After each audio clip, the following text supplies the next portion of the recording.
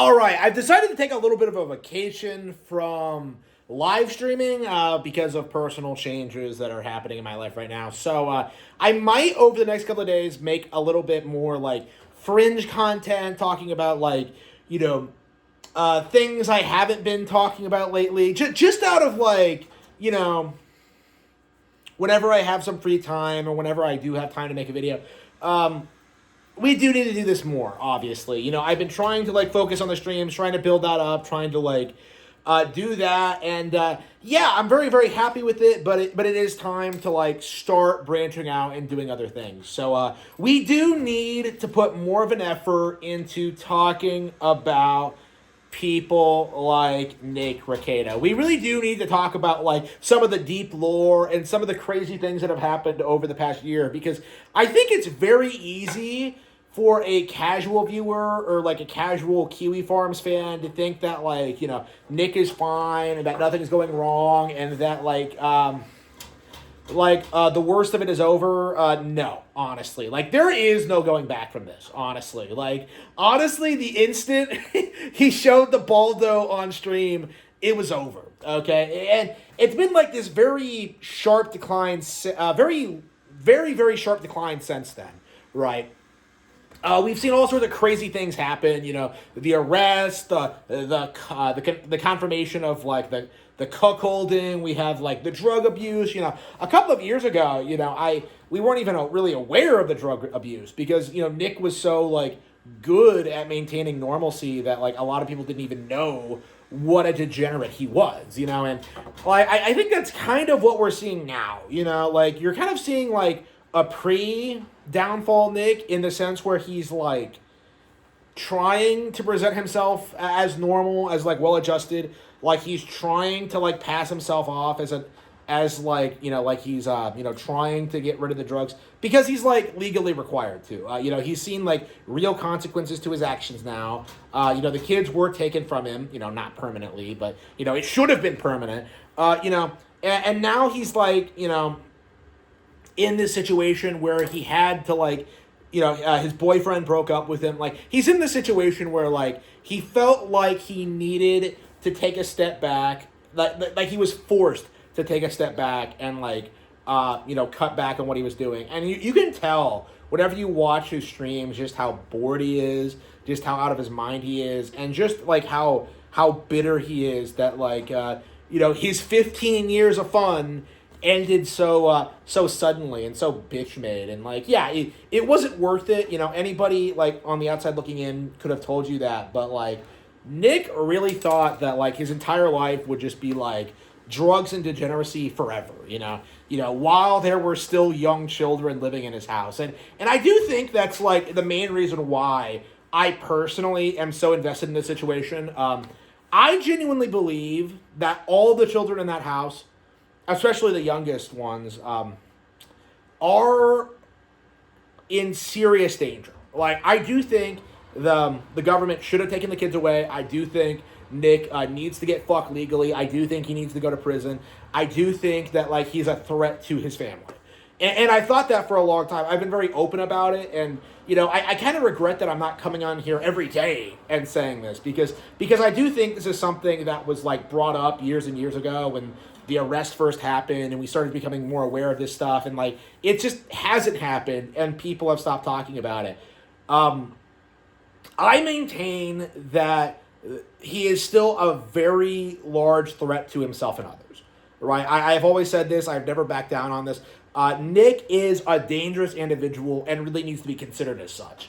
And it is our obligation as, internet people to report this motherfucker to the authorities so we know exactly what's going on. So, every time, whenever something happens, okay, this guy needs to be in prison. And I've been saying that for a long time. And the interesting thing about recent events, the thing that really gets me is that this is a very clear demonstration of how dangerous of an individual Nick is because of his negligence, because of his carelessness, because of his general behavior. His dog is dead. And the narrative has always been that oh well, he was on vacation, the dog got into a poisonous substance. What poisonous substance did it get into? is my question. Like, what poisonous substance was it exposed to, Nick? Because, like, if you know anything about Rekieta lore, if you know anything about this dog and about its history, you know that it spent, like, its entire life in the bathroom. Okay, this was, like, some like, ugly, like, bug-eyed pug. Like, a really weird-looking dog. Like, her name was Sunni. And, when the arrest first happened, a lot of information came out about this dog, Like, there was this rumor that, like, the dog died during, like, Nick's incarceration period. So, like, he ended up, like, going to get her from the bathroom and showing it to us. And, like, yeah, like, proof of life, bro. Like, oh, my haters are going to cope and seethe about this. She's still alive. Yeah, for now. Like, so, yeah, like, it was interesting to, like, kind of see, like, immediately Kiwi Farms kind of jump on this train of thought that, like, the dog is probably in danger. It's probably being abused. It's probably being ignored. Like, all this information came out about it, about how it was locked in the bathroom all the time, how Rekieta hates dogs with a passion. I remember I asked him personally about this, is that he's like, yeah, I'd much rather have a cat, but, like, he did not care about that dog at all, which makes, like, his grandstanding about, like, how much he regrets losing it and just how much that, what a big deal it was. It just feels really hollow, especially when you, like, look into, like, how he broke the news and how, like, what happened afterward, how the dog died. It's all very questionable, honestly. And the thing that crossed my mind, and I really do want other people to, like, verify this, because I'm not sure if my autism is, like, up to snuff on this. Like, is it possible that the dog was exposed to cocaine throughout its entire lifespan? So, like, is it possible that there were still, like, trace amounts of cocaine on the floor in the bathroom where it lived, where they kept their cocaine, because they kept cocaine everywhere. Is it possible over its lifespan that the dog was constantly exposed to cocaine, constantly ingesting it, constantly, like, getting high, like, well, I don't know how cocaine works, but, like, constantly ingesting it, like, and to the point where, like, it just fucking dies? Okay, like, is it possible that this happened? Like, there's a very real possibility, I think, that, like, the reason the dog died so young, it was about 3 years. Pugs, I believe, live, like, about twice that long. Like, the reason the dog died so young was because of Rekieta's negligence. And, like, his claim was that, like, it died after they left the house and after they left it with a sitter, and, like, it just got into, like, some poisonous substance and it died that way. But, like, I think he would have been, like, a lot more specific, like, about what that specific substance was if that was true. Like, my thinking on this, like, looking at the pug and how it's treated and, like, our kind of, everything we know, like, I don't believe necessarily that this dog was, this dog was not well cared for. We know it was neglected. We know it was ignored. It was kind of like, it was just in the bathroom all the time. Like, I find it very hard to believe that that dog was being properly taken care of. And, what are the chances it would die immediately after they handed it over to a sitter, right? Like, to me, and like, considering how, like, Rekieta typically has people looking after his household, you have people coming over to his house to do it. He's not, like, dropping the dog off somewhere else. I feel like this dog, the reason why it died the way it did was because of the cocaine, or at the very least, Nick's own negligence.